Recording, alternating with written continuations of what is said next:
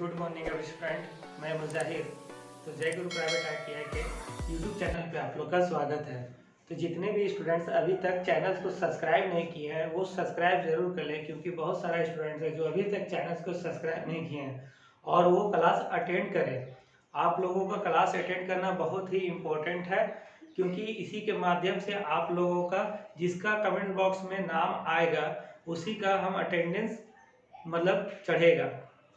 सो आप लोग जरूर सब्सक्राइब करें चैनल को और मेरे साथ लेक्चर में बने रहें, ठीक है। और कमेंट्स अपना नाम कमेंट्स जरूर करें, जिससे मैं समझ सकूं कि वो स्टूडेंट्स क्लास को अटेंड किए हैं और मैं उसका अटेंडेंस अच्छा सा बना सकूं। तो चलिए, जैसे कि आप लोग पिछले क्लास में मेजरमेंट के बारे में पढ़ा, तो आई होप मेजरमेंट समझ में आ गया होगा, इसीलिए अभी तक कुछ कमेंट्स नहीं आया। तो चलिए, आज मैं पढ़ूंगा मेजरिंग मेथड्स। क्या है? मेजरिंग मेथड्स पढ़ेंगे। तो मेजरिंग मेथड्स हम दो प्रकार से करते हैं। एक होता है डायरेक्ट मतलब प्रत्यक्ष मेजरमेंट, और एक होता है इनडायरेक्ट मतलब अप्रत्यक्ष मेजरमेंट, ठीक है। मेजरिंग मेथड दो प्रकार के, एक डायरेक्ट मेजरमेंट और एक इनडायरेक्ट मेजरमेंट। डायरेक्ट मेजरमेंट मतलब प्रत्यक्ष, इनडायरेक्ट मतलब अप्रत्यक्ष, ठीक है। तो डायरेक्ट मेजरमेंट में कौन कौन सा मेजरिंग टूल्स आ जाएगा ये हम देखते हैं। तो steel rule direct measuring tool है, ठीक है। माइक्रोमीटर डायरेक्ट मेजरिंग टूल है।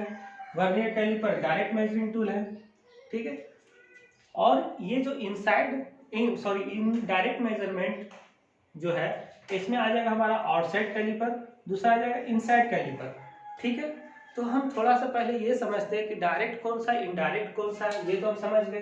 तो देखिए, सबसे इसका आसान तरीका पहचानने का क्या है, डायरेक्ट मेजरमेंट और इनडायरेक्ट मेजरमेंट के लिए जो हम टूल का यूज करते हैं, तो वो उस टूल को हम कैसे पहचानेंगे आसान तरीका से कि ये डायरेक्ट मेजरिंग टूल है या इनडायरेक्ट मेजरिंग टूल है।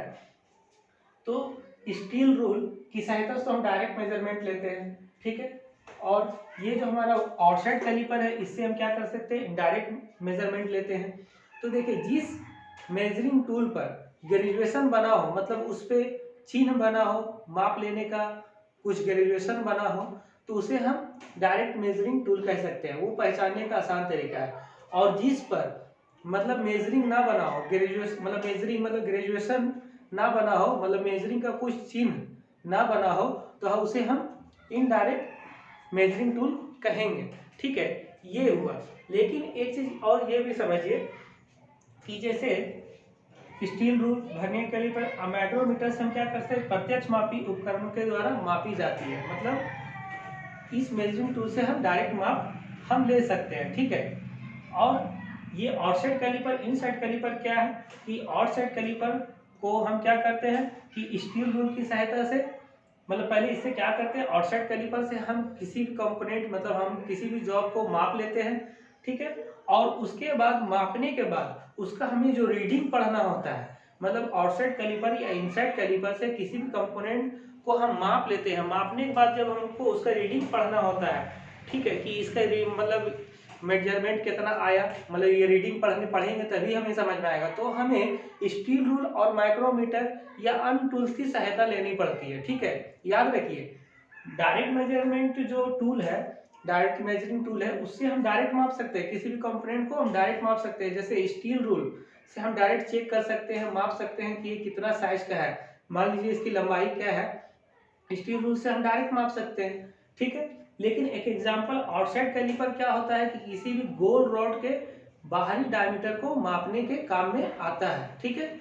और इनसाइड कैलिपर क्या होता है, किसी मतलब ये अंदरूनी होल के अंदरूनी साइज को मापने के लिए काम में आता है। तो ये अंदरूनी साइज को मापने के लिए इनसाइड कैलिपर, और इसका बाहरी माप लेने के लिए मतलब किसी गोल पीस के बाहरी माप लेने के लिए आउटसाइड कैलिपर का यूज करते हैं। तो अब हम जब से आउटसाइड कैलिपर में क्या होता है, ग्रेजुएशन मतलब चिन्ह नहीं होता है, ठीक है।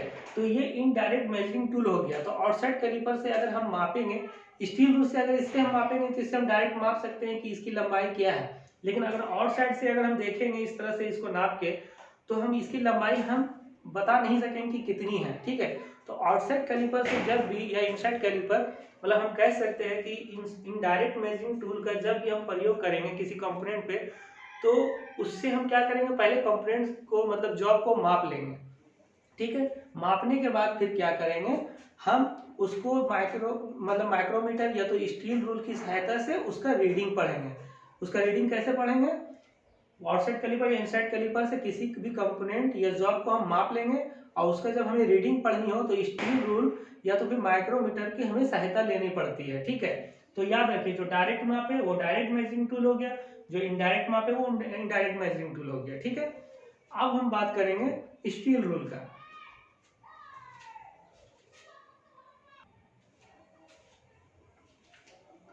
अब हम बात करेंगे कि आप लोग यहाँ कुछ फिगर देख रहे होंगे और बोर्ड पे यहाँ हेडलाइन में लिखा हुआ है क्या? Steel rule. तो अब हम लोग न्यू टॉपिक पढ़ेंगे क्या? Steel rule. ठीक है, तो इसका सबसे पहले हम इंट्रोडक्शन में हम कह सकते हैं कि क्या है। ठीक है, देखिए इंट्रोडक्शन मीन्स क्या होता है? परिचय।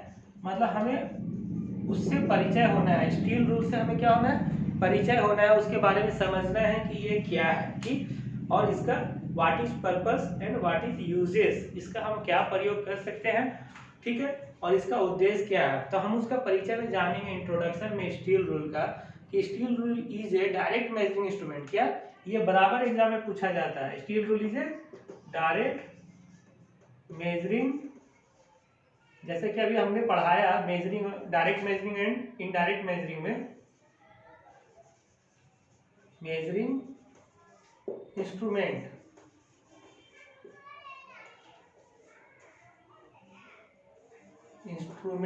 ठीक है, मतलब हम कह सकते हैं steel is a direct measuring instrument. हमेशा याद रखिए ये बराबर एग्जाम में पूछा जाता है कि स्टील कैसा मापी औजार है, स्टील रूल कैसा मापी औजार है। तो हम वहाँ डायरेक्ट एग्जाम में टिक करेंगे डायरेक्ट मेजरिंग इंस्ट्रूमेंट है। कैसा है? डायरेक्ट मेजरिंग इंस्ट्रूमेंट है। ठीक है, मतलब प्रत्यक्ष मापी औजार है। और ये तो रहा इंट्रोडक्शन। अब हम बात करेंगे, इंट्रोडक्शन में ये भी जान लीजिए ये स्टील रूल है। ठीक है, और स्टील रूल क्या होता है कि विभिन्न साइज के मिलते हैं। इसमें क्या होता है कि अंकित होते हैं सेंटीमीटर और इंच में निशान अंकित होते हैं। ऊपर वाला जो है ये सेंटीमीटर में निशान अंकित है, नीचे वाला क्या इंच में है, ये नीचे वाला इंच में निशान अंकित है और ऊपर वाला क्या है? सेंटीमीटर में निशान अंकित है। इसी को हम ग्रेजुएशन बोलते हैं। जो निशान अंकित होता है किसी भी मेजरिंग टूल पर उसे हम ग्रेजुएशन कहते हैं, मतलब उस पर हम क्या कहते हैं? निशान अंकित है। ठीक है, तो ये रहा इंट्रोडक्शन। दूसरा क्या है इसका हमको इम्पोर्टेंट चीज, मटेरियल। क्या है? मटेरियल, यह बना किससे होता है। तो देखिए स्टील रूल का जो मटेरियल, ये भी बराबर एग्जाम में पूछा जाता है कि स्टील रूल किस मटेरियल का बना होता है। किसका बना होता है? Spring steel, spring steel and spring steel का बना हुआ होगा या तो फिर स्टेनलेस स्टील।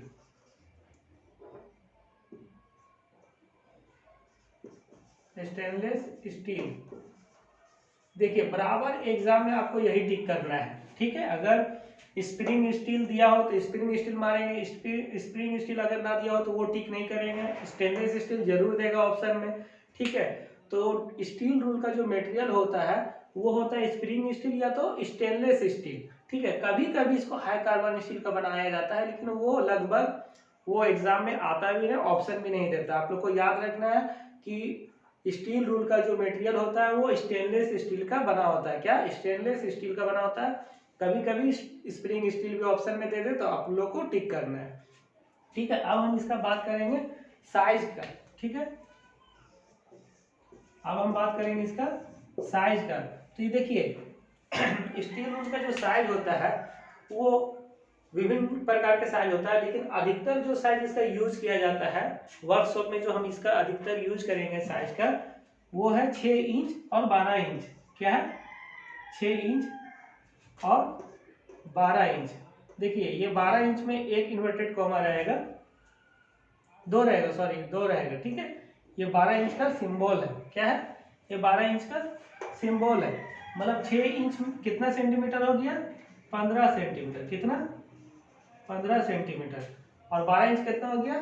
30 सेंटीमीटर। आप लोग इसको निकाल के देख लेंगे। 1 सेंटीमीटर बराबर